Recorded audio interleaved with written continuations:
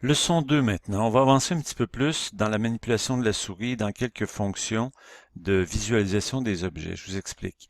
Alors, assurez-vous d'être dans l'onglet Surface. On va dessiner, le cylindre, on en a fait un à la première leçon. Tiens, faisons un bloc cette fois-ci. Un bloc, qu'est-ce qu'on fait? On répond toujours à la question qui est affichée. Select Base Point for Block. Je pointe n'importe où à l'écran. Et à gauche, je vais rentrer les longueurs et largeurs qui me sont demandées. La longueur, je vais dire, tiens, 4.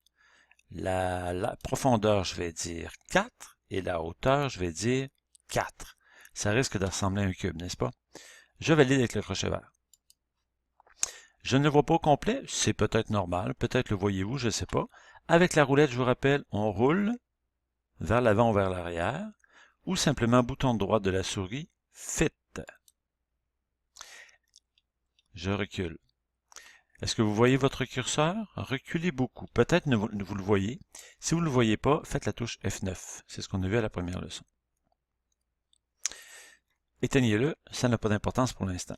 Ce que je fais maintenant, je m'installe en vue isométrique. Bouton droit de la souris, isométrique. J'aurais pu le faire simplement en enfonçant la roulette. Je fais isométrique et je vois toutes mes faces. Ce que je veux qu'on fasse simplement, c'est qu'on constate que chaque surface est indépendante. Si je déplace ma souris sur la surface du dessus, je peux cliquer dessus. Elle change de couleur temporairement. Et je pourrais, avec le bouton droit de la souris, appeler un menu contextuel qui va me donner la possibilité de changer la couleur de l'objet. Est-ce que cette fonction-là va me permettre de changer la couleur de l'objet? Ça devrait. Si je fais ça, je change la couleur. Je clique sur l'objet, bouton droit de la souris. Je pourrais choisir une autre couleur avec la petite flèche qui est ici. Et je choisis, tiens, un vert. Et sur la face initiale, tiens, je clique dessus. Avec le bouton droit de la souris, je choisis une couleur différente. Tiens, mettons un petit magenta. Pas compliqué pour ça? Et on peut manipuler la souris, évidemment, pour voir toutes les faces. Quelle est la vue de dessus, d'après vous? C'est sûrement la vue qui va m'afficher la surface bleue. Regardez l'icône XY ici en bas à gauche. Vous le voyez? Alors, je suis dans la vue de dessus si je fais top, et c'est bien la face bleue. Si je voulais voir la face qui est ici à droite maintenant, bouton droit de la souris, right. Je voudrais voir la vue de face, bouton droit de la souris, front. Je veux revenir en vue de dessus, fit. Top et fit. Et je recule un petit peu. OK, donc c'est la manipulation de base de la souris qu'on a vue dans la première leçon. Je me réinstalle en vue isométrique en appuyant sur la souris, sur la roulette. La surface bleue, je clique dessus et avec la touche supprime du clavier, je l'efface volontairement. Voyez-vous? Donc ce n'était pas un cube solide, c'est un cube composé de surfaces. Alors de là la différence entre la barre d'outils surface et la barre d'outils solide, qui me donnerait des objets pleins ou non. Je peux cliquer sur la face en avant. Notez que si je reclique dessus, elle est désélectionnée. Je prends la face latérale et je fais supprime.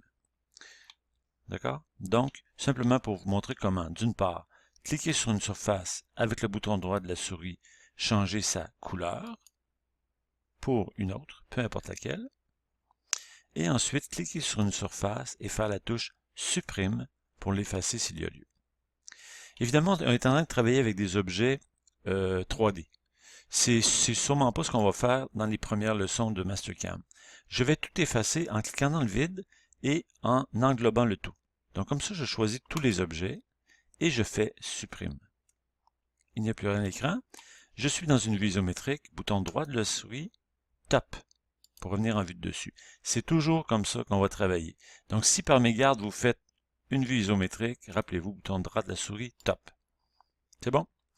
Dernière chose, on fait un cercle, un vrai cercle, 2D. Wireframe, Circle, qui est ici. On répond aux questions. Center Point, je clique n'importe où à l'écran. Et le rayon, tapez 3.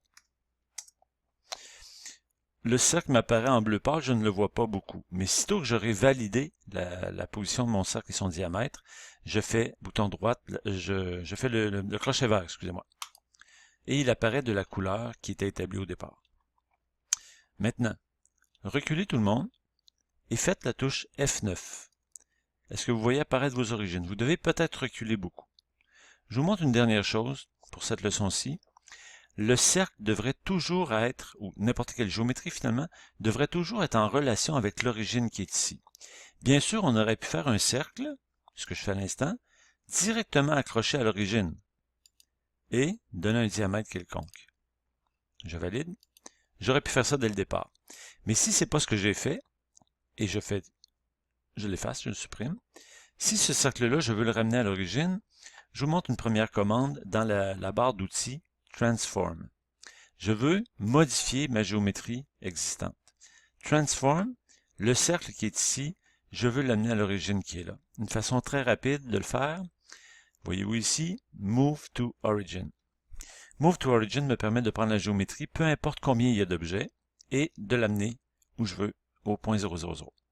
Move to Origin, par défaut, il y a un petit symbole qui apparaît, c'est le centre de gravité de l'objet.